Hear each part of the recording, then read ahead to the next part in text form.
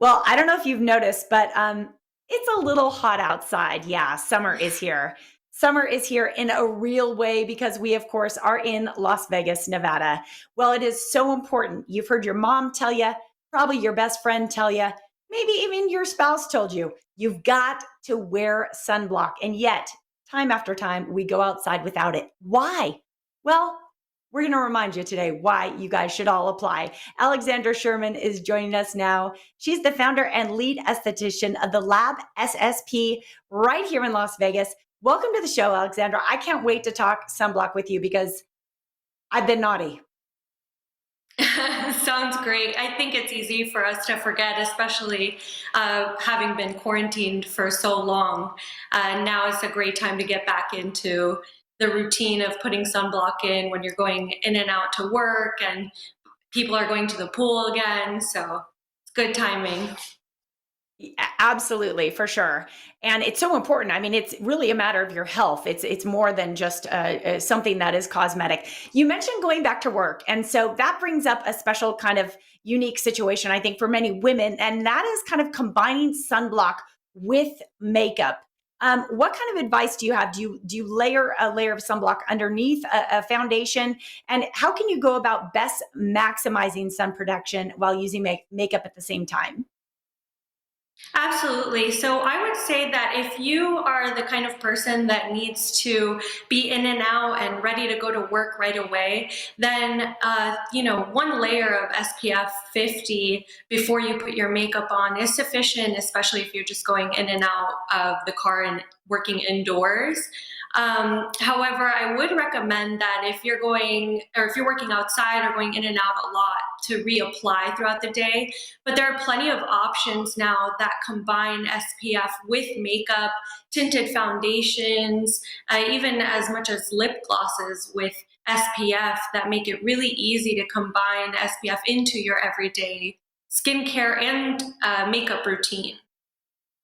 Yeah, definitely. There are a lot of products available if you just look for them. And it's important for us all to remember it's that time of year to switch out and use those products with the sunscreen for sure. You mentioned reapplying. I know this is a big thing. And I mean, I have to be honest, I don't think we talked about reapplying sunscreen when I was a kid, but now it's kind of understood. What is the duration that sunblock is meant to last? How often should we reapply during the day if we actually want to keep that coverage? Absolutely. So it depends on your level of SPF. So if you have SPF 30, then I would say it lasts on average about 300 minutes. So you would reapply that again after about 5 hours.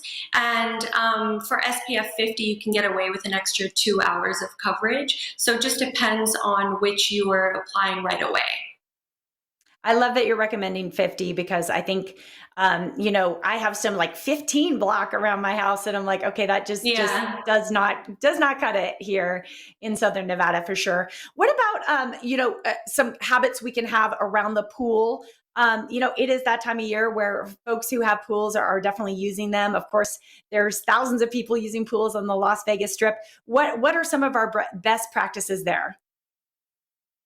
Honestly, my favorite thing to do is get a hydrating mist that has an SPF in it, just because I think it's really easy to forget to reapply when you're hanging out by the pool, especially if you're having a good time.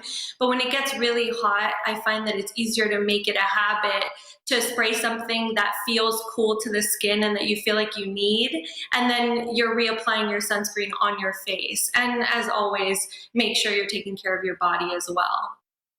Absolutely. Yeah, you always want to stay hydrated. I like the idea of that mist. It Yeah. sounds like it would really feel good as well. It's a great idea. I never do that, but thank you for that. Yeah. Real quick, before we go, you, my dear, have really beautiful skin. I probably have a little bit more damage to my skin. I used to smother baby oil on my skin and even use tinfoil to get a tan. Yeah, I'm embarrassed, but I did it. So if we have damage to our skin, what can we do about it? I know you have a few suggestions.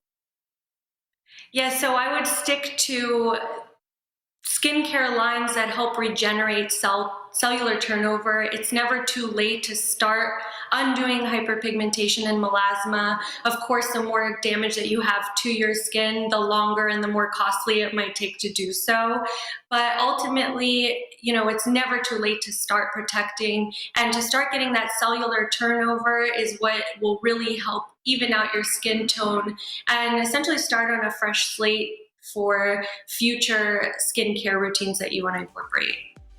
That's right. Alexandra, thank you so much for reminding us about a healthy skincare routine. SPF 50, folks, everyone who's watching. She is from the Lab SSP here in Las Vegas. We thank her for joining us. If you'd like to see these tips again, just go to our website, Las Vegas Morning Blend.